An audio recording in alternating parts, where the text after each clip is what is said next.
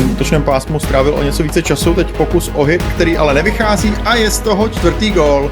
Zoe si tady věřil na ten bodyček do protihráče, ten nedopadl a díky tomu z toho Klimy těží.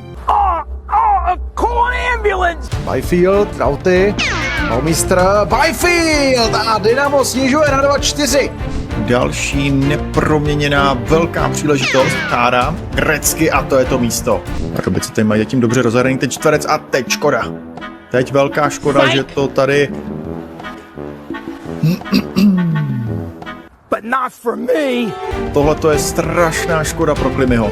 A je mi ho strašně líto, protože vím, že... Něco jde a Dynamo Pardubice jsou posledním semifinalistou letošního ročníku EHL. Neúspěšně a Zoe opět může tedy zakládat další útok. Kale Makar. No, ten má rychlost, to udělal výborně a Kale Makar, zákrok golmana. Tak to byla obrovská škoda, no ale Fantilli. Nebo takhle, já třeba, jelikož jsem hrával, že jo, roky FIFU nebo EAFC, ale pozor, teďko další akce!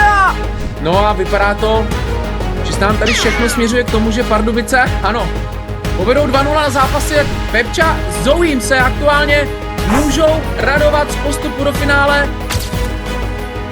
No, tak ještě, ano. Kluci už se radujou. A tady ta první formace, kterou mají kluci z Pardubic dneska připravenou.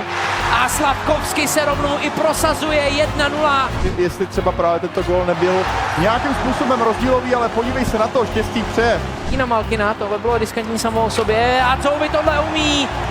Okovaná, Konor. Další střel od modré a nakonec teč, která znamená skóre 3-1. A přes ní tady soupeř přepadl. Stamkos, McKinnon. McKinnon zpátky na Stamkose. Hezká nahrávka a využitá přesilová hra.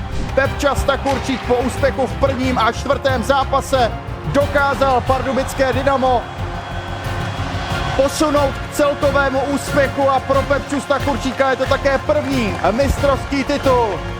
Po čtvrté se na domácí trůn NHL e-sportu vrací Dynamo Pardubice.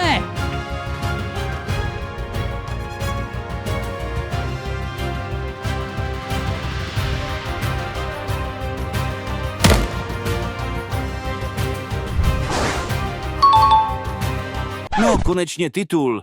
Jste legendy. A ne jak ty lopaty v našem A týmu.